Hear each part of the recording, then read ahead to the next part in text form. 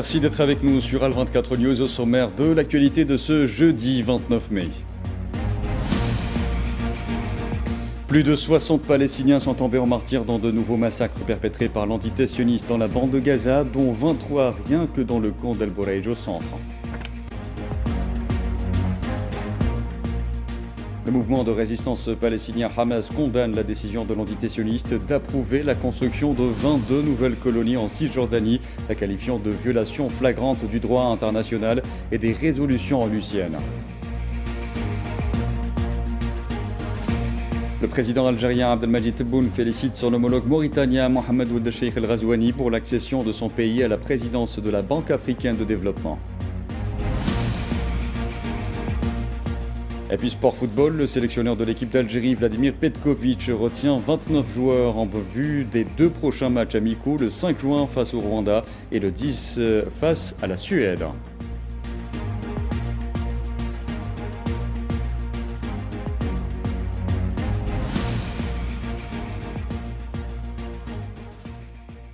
Bonsoir à tous. Près de 70 Palestiniens sont tombés en martyrs et des dizaines d'autres ont été blessés ce jeudi, au 73e jour de la reprise par l'entité sioniste de son agression génocidaire contre la bande de Gaza.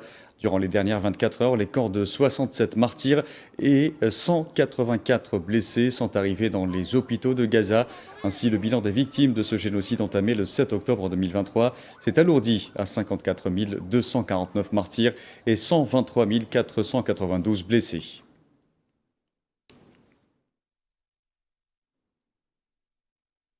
Parmi les dizaines de Palestiniens tués ce jeudi par les forces israéliennes, au moins 30 sont tombés en martyrs rien que dans la ville de Gaza et dans les régions nord de l'enclave palestinienne, faisant vivre aux habitants de ces zones une nouvelle journée cauchemardesque. Esmalaïd. La barbarie sioniste, toujours en action pour le 73e jour à Gaza sur l'ensemble de la région théâtre des nouveaux carnages de masse sionistes. Comme chaque jour, plusieurs dizaines de Palestiniens sont tombés en martyrs et d'autres blessés ce jeudi, à commencer par un massacre contre des civils au carrefour Saraï au centre de Gaza, faisant au moins 10 martyrs et plusieurs blessés. Un drone est tombé sur nous. Les enfants étaient en morceaux, devant nous. Regardez, du sang. Oh mon Dieu, laissez-nous vivre. À Haï Toufah, plusieurs martyrs palestiniens sont tombés et d'autres ont été blessés par des tirs de drones sionistes.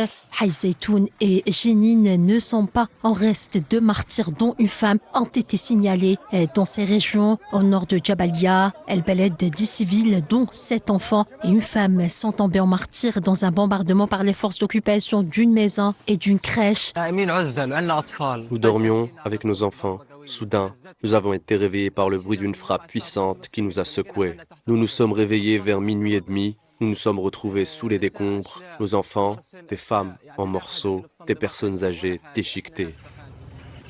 Au sud de la bande de Gaza, d'autres Palestiniens sont tombés en martyrs dans un bombardement de la région de Kizen El Nadjar au sud de Khan Younes, tandis que les ambulanciers ont récupéré le corps sans vie d'un autre citoyen d'une maison qui a été bombardée à Abbasan El Kebira à l'est. D'autre part, des Palestiniens sont tombés en martyrs suite à des tirs des forces d'occupation près d'un centre d'aide au sud-ouest de Khan Younes. Les ambulanciers ont récupéré les corps de 3 martyrs sous les décombres d'une maison à la suite d'un précédent bombardement par l'armée sioniste du quartier de Shoujaïa à l'est de la ville de Gaza.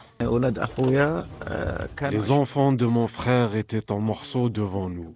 Mon père et ma mère aussi étaient en morceaux. Les 2 petites filles de mon frère, nées après 18 ans de mariage, sont également tombées en martyrs. C'est un massacre, une tragédie. Je considère cela comme un génocide et un nettoyage ethnique entraînant des déplacements. Mais où est le monde dans tout cela ? Les gens de l'extérieur voient que lorsqu'un soldat israélien meurt, il y a un tollé. Mais quand nous mourons, ce n'est pas un problème. Quand nos enfants meurent, ce n'est pas un problème. La cible d'Israël, ce sont les enfants.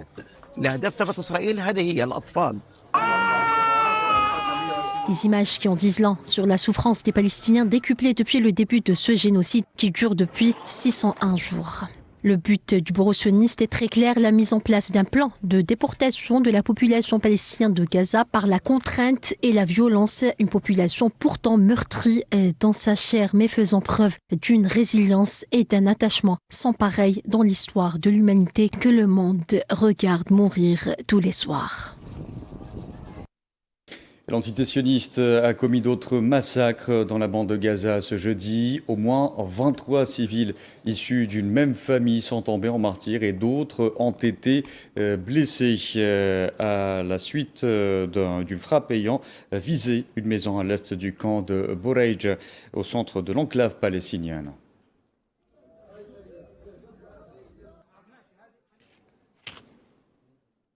Et le mouvement de résistance palestinien Hamas a condamné la décision de l'entité sioniste d'approuver la construction de 22 nouvelles colonies en Cisjordanie. Le Hamas qui a qualifié sa décision de violation flagrante du droit international et des résolutions onusiennes a appelé la communauté internationale à prendre des mesures concrètes pour lutter contre la politique d'annexion et d'expansion des colonies qui constituent un crime de guerre.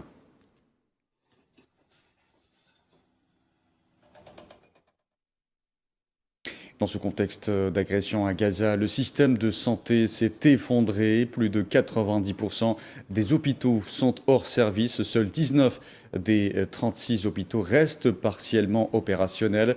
Une situation qui s'aggrave davantage à cause du blocage des aides humanitaires par l'entité sioniste depuis plus de 11 semaines. Naila Ait Hamouda. 22 hôpitaux sur 38 ont été réduits au silence à Gaza. C'est là un autre aspect de l'entreprise génocidaire sioniste. Les bombes ont détruit les murs, mais aussi les vies. Selon le ministère de la Santé, à peine 17 établissements fonctionnent de manière partielle, sous les bombardements, sans électricité, sans médicaments, sans répit. 47% des médicaments essentiels sont épuisés. 65% des consommables médicaux sont en rupture de stock. 41% des patients dialysés sont décédés et 477 patients sont tombés en martyrs, faute d'évacuation médicale. C'est une politique d'asphyxie, un siège qui étouffe les vivants et empêche de soigner les mourants. Dans les blocs opératoires, 50 salles seulement tentent encore de sauver des vies, contre 104 avant le génocide sioniste. Mais avec quoi? Les générateurs tombent en panne, l'oxygène manque. Les chirurgies se font à la faible lueur des lampes frontales. Ce n'est pas une crise humanitaire, c'est une guerre contre la vie. Une guerre menée par une horde d'occupation, violente, arrogante, qui piétine chaque règle de droit international, qui cible les malades, les soignants, les ambulances, qui détruit les moyens de survie volontairement, méthodiquement. Toujours selon les chiffres du ministère de la Santé, 360 membres du personnel médical ont été arrêtés, 25 stations d'oxygène ont été détruites et 7 IRM ont été anéantis. Ce qui se passe à Gaza est une destruction délibérée, planifiée, orchestrée par une armée sioniste criminelle, une horde sauvage qui cible les ambulances, les médecins et les enfants. Aujourd'hui, le système de santé de Gaza s'est effondré. 80% des hôpitaux sont à l'arrêt. 20% de ceux qui restent ne peuvent même plus assurer les services d'urgence. Plus de 60 enfants sont déjà morts de malnutrition et de famine. Ce n'est plus une urgence humanitaire, c'est un crime contre l'humanité, un génocide en temps réel devant lequel le monde entier semble impuissant. Et en réponse à l'intensification des agressions israéliennes contre les Palestiniens dans la bande de Gaza, l'Union européenne et plus d'une douzaine de pays européens ont multiplié ces derniers jours les déclarations exerçant de plus en plus de pression sur l'entité sioniste avec un ton de plus en plus ferme dans le but aussi de permettre l'acheminement de l'aide humanitaire.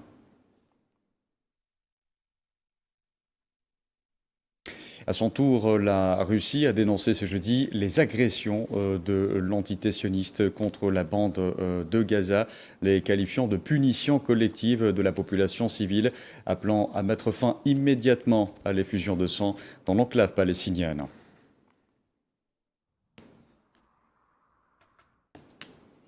Au Royaume-Uni, plus de 300 personnalités du monde des arts et de la culture ont appelé ce jeudi le Premier ministre Keir Starmer à suspendre les exportations d'armes vers l'entité sioniste et aider à obtenir un cessez-le-feu à Gaza. Pour rappel, le gouvernement britannique a suspendu ses négociations pour un accord de libre-échange avec l'entité sioniste et convoqué l'ambassadrice sioniste au Royaume-Uni.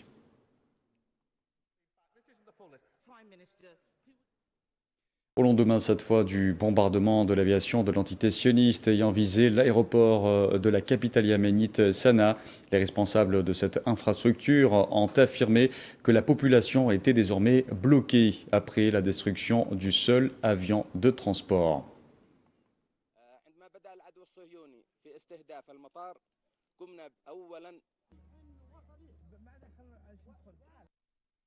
Par ailleurs, la capitale syrienne, Damas, a été le théâtre d'un événement d'envergure, la signature d'un contrat énergétique colossal.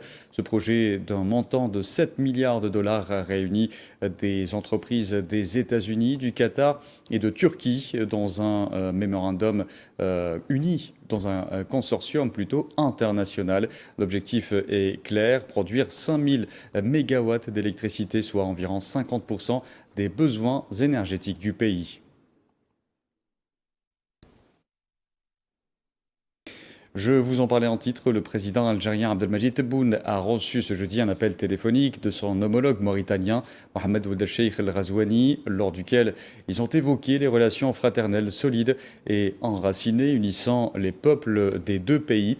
À cette occasion, le président algérien a félicité son homologue mauritanien pour l'accession de son pays à la présidence de la Banque africaine de développement, la BAD, après la victoire de son candidat Sidi Ould Tah, assurant que cet exploit constituait un succès pour l'Afrique et pour les deux pays frères, l'Algérie et la Mauritanie. Et comme on vient de le dire, c'est le Mauritanien Sidi Ould Tah qui a été élu ce jeudi à la tête de la Banque africaine de développement à l'occasion des 60e assemblées annuelles de l'institution financière panafricaine tenue à Abidjan en Côte d'Ivoire. Ould Tah a obtenu plus de 76% des voix lors d'un vote à bulletin secret du Conseil des gouverneurs composé des ministres des Finances, de l'économie et des gouverneurs des banques centrales des 81 pays membres du groupe de la BAD. Je voudrais d'abord remercier l'Afrique pour la confiance qu'elle vient de m'accorder. Je vous remercie, vous, Mesdames et Messieurs les gouverneurs, pour cette confiance dont je mesure la responsabilité et le devoir qui l'accompagnent. Je voudrais tout particulièrement remercier mon pays et à sa tête son Excellence le Président Mohamed Ould Cheikh El Ghazouani,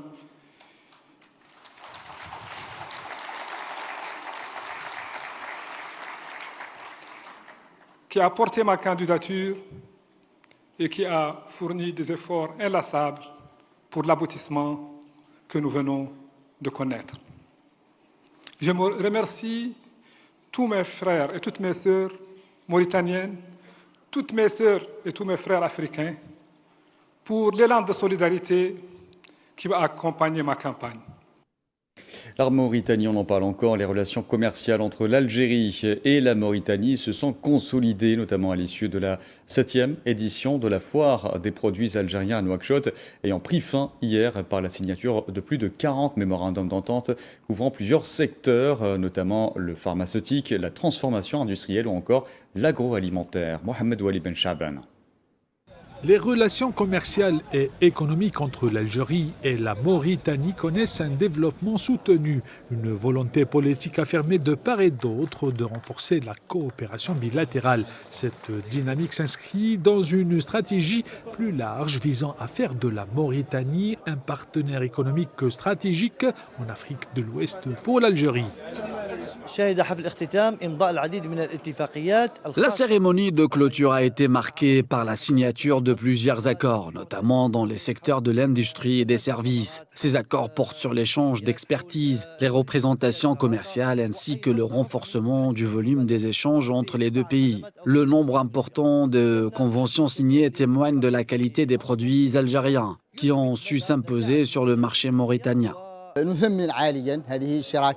soutenons l'organisation de ce genre de salon qui devrait se tenir chaque année de manière régulière afin de mettre en valeur la qualité des produits algériens fabriqués par nos frères et voisins algériens.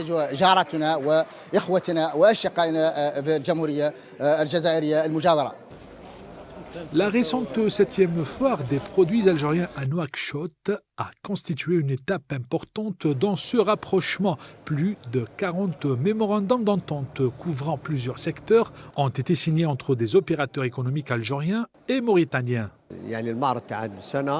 L'édition de cette année a battu des records, un constat partagé par tous. Pas moins de 216 entreprises algériennes y ont participé. Un chiffre inédit. Cela témoigne de l'importance stratégique que représente le marché mauritanien pour les opérateurs économiques algériens. Ce salon, qui met en avant la diversité des produits algériens, a réuni aussi bien de grandes entreprises publiques, notamment celles des services, que des entreprises privées actives dans divers secteurs.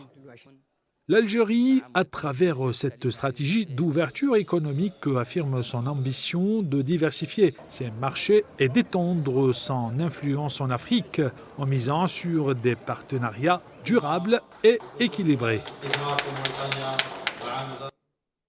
La secrétaire d'État algérienne auprès du ministre des Affaires étrangères chargé des affaires africaines, Barta Selma Mansouri, a reçu ce jeudi le représentant de l'Organisation mondiale de la santé en Algérie, Fanuel Habimana, et la représentante de l'Organisation internationale pour les migrations en Algérie, Lini Virassami. Ces deux rencontres ont été l'occasion de souligner l'engagement de l'Algérie à renforcer sa coopération avec les organisations onusiennes accréditées en Algérie.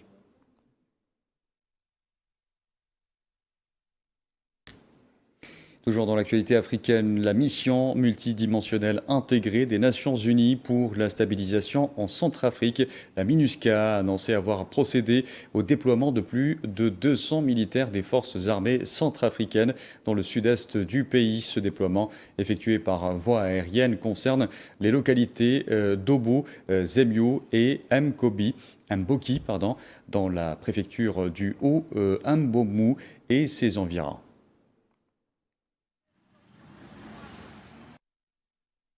L'Afrique, on y reste, remontant un peu l'histoire à présent pour parler de l'un des tout premiers génocides du XXe siècle reconnus par les Nations Unies. Il s'agit des crimes perpétrés par l'Allemagne en Namibie. On en parle tout de suite avec Kherdin Batache. Il est des holocaustes dont on parle peu, voire qu'on ignore, alors que d'autres accaparent le débat médiatique. Entre 1904 et 1908, le colonialisme allemand a commis des crimes de masse contre la population locale. 75 000 personnes ont été exterminées, soit environ 80% et 50% respectivement entre Ovaherero et Nama, dans ce que les Nations Unies appellent le premier génocide du XXe siècle. Les Namibiens commémorent mais n'oublient pas, en s'engageant dans un chemin vers la reconnaissance et la réparation entamée en 2021, quand bien même il ne vaudrait pas le poids d'une seule vie humaine. L'Allemagne y a en effet officiellement qualifié le massacre de génocide pour la première fois, acceptant de financer des projets de développement d'une valeur de 1,1 milliard d'euros, mais sans aller jusqu'à payer des réparations. Justice for Africans. Justice pour les Africains et les personnes d'ascendance africaine grâce à des réparations. Ce thème aborde l'engagement entre les deux gouvernements, le gouvernement namibien et le gouvernement allemand, et demande aux deux gouvernements de conclure les négociations sur le génocide, les excuses et les réparations. Ce qui s'est passé ici, c'est le premier génocide du XXe siècle. C'est en fait le prélude à l'Holocauste, mais cela n'est consigné nulle part. Les gens n'ont pas la même conscience de ce qui s'est passé ici que d'autres atrocités. C'est donc un grand jour à cet égard. Le gouvernement namibien a choisi de célébrer la journée du souvenir du génocide le 28 mai, car c'est à cette date que les autorités coloniales allemandes ont ordonné la fermeture des camps de concentration. Les responsables namibiens et les représentants des peuples Ovaherero et Nama affirment que le geste allemand n'est pas suffisant.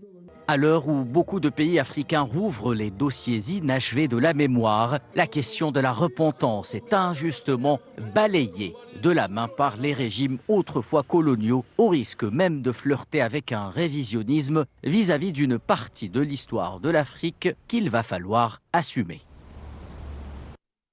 Allez, direction à présent les États-Unis. La décision du tribunal de commerce international suspendant les droits de douane dits réciproques de Donald Trump est manifestement erronée. C'est ce qu'a assuré ce jeudi la Maison-Blanche via l'un de ses comptes sur les réseaux sociaux.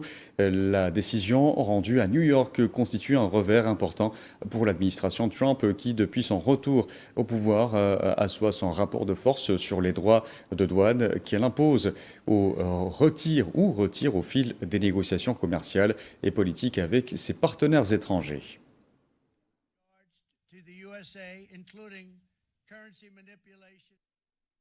Dans le conflit russo-ukrainien à présent, le 2 juin s'annonce comme une date clé. Moscou prévoit de présenter un mémorandum de paix lors de pourparlers à Istanbul, mais Kiev exige d'en connaître les termes à l'avance.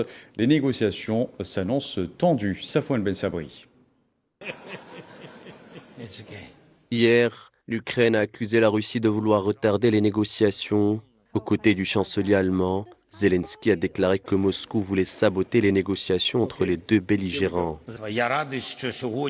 Ils chercheront constamment des raisons de ne pas mettre fin à la guerre, même si, pour être honnête, cela ne semble pas très sérieux. Ils cherchent constamment des raisons pour retarder le format dans lequel la guerre peut prendre fin. La réponse russe ne s'est pas fait attendre. Le chef de la diplomatie Sergei Lavrov a de son côté expliqué au téléphone à son homologue américain Marco Rubio comment son pays entendait entamer les discussions avec les Ukrainiens, date et lieu à l'appui. La Russie a en effet proposé mercredi à l'Ukraine une deuxième séance de pourparlers direct à Istanbul afin de lui transmettre un mémorandum censé exposer ses conditions afin de parvenir à un accord de paix durable.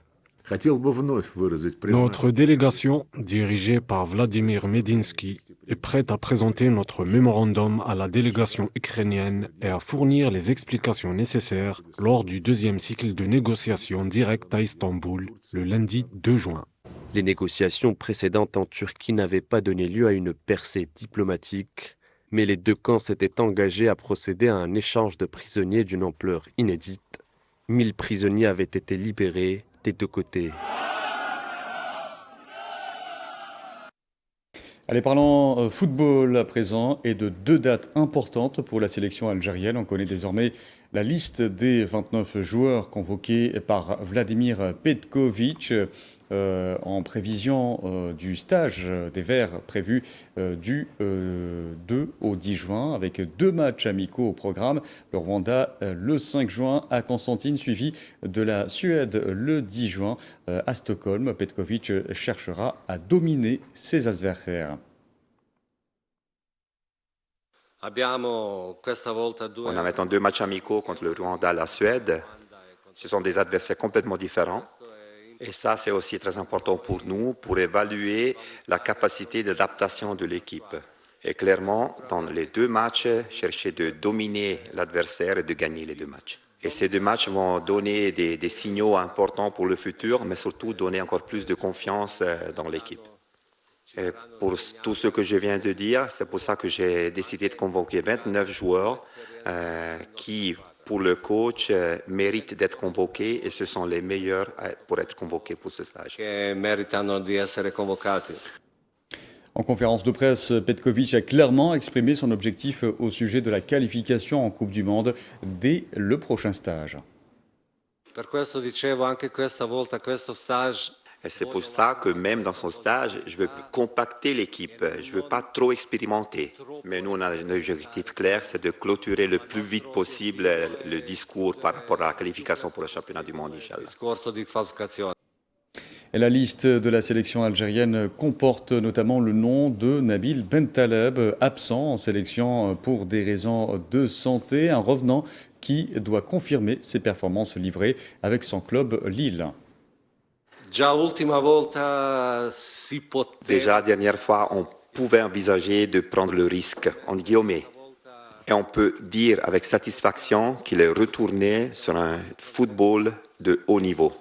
Et on peut profiter de ces 10 jours pour recevoir la confirmation de tous ceux qu'on connaissait des qualités de Nabil Bentaleb. L'absence de Nabil Bentaleb était très longue, mais maintenant c'est une question à nouveau d'adaptation de joueurs avec l'équipe nationale et de l'équipe nationale avec Nabil Bentaleb. C'est un moment très émouvant. C'est quelque chose qui touche beaucoup et le coach dit qu'il est très content qu'il soit là avec nous. Mais le point essentiel, c'est la santé des gens, du joueur Nabil Bentaleb, mais de tout le monde. Voilà, on arrive ainsi à la fin de ce journal. Merci à vous de l'avoir suivi. Excellente soirée à tous.